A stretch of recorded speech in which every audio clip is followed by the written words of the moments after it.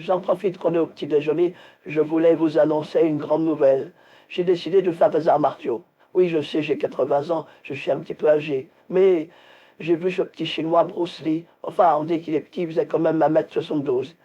Alors dis donc, Vic, qu'est-ce que t'en penses? Je pourrais apprendre des arts martiaux pour me défendre contre Maurice si jamais il nous agressait au domicile. Tu me conseilles quoi? D'apprendre le karaté ou plutôt le kung-fu? Ah bon, Poupette? Tu vas apprendre les arts martiaux? Mais c'est pas évident. Tu sais, j'ai ma copine à l'école qui fait de la boxe. Peut-être elle peut te donner un cours de boxe.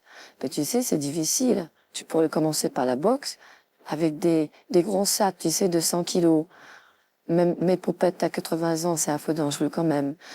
Mais ensuite, si avec ma copine ça marche pas, je te propose de t'emmener au cours de karaté.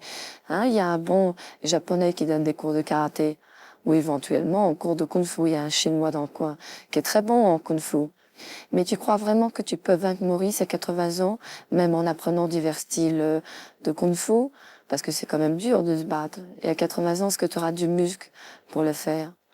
Ne t'inquiète pas, Vic. Je vois tout à fait dans ma tête la situation.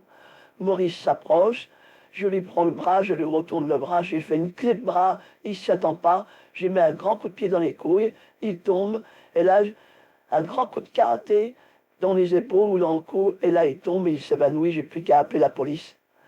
Mais aussi, si j'apprends le kung-fu, je vois plutôt ça. Je lui fais une technique de dragon ou de griffe en plein dans le visage. Une fois qu'il est griffé et qu'il est aveuglé, je mets un coup de pied, ah, tu sais, une sorte de retourné du dragon en plein dans la tête. Et là, ça l'assomme. Par contre, si je pratique la boxe, je peux lui mettre un bon coup dans le ventre et puis tout simplement un coup dans la mâchoire. Non, mais là, c'est un peu dur la boxe. Mais imaginons qu'au pire, je pratique un autre sport, par exemple, je ne sais pas, le judo. Eh ben, j'attrape Maurice, je le prends par le cou et je le retourne. Et puis là, il va tomber et il va se casser en deux. Non, je me vois bien neutraliser Maurice avec une technique de judo. Et toi, qu'est-ce que t'en penses, Vic? Poupette. Ah bon, tu veux pratiquer le judo? Oh, mais c'est dangereux, le judo. Mais t'imagines, Maurice, il fait au moins 250 kilos.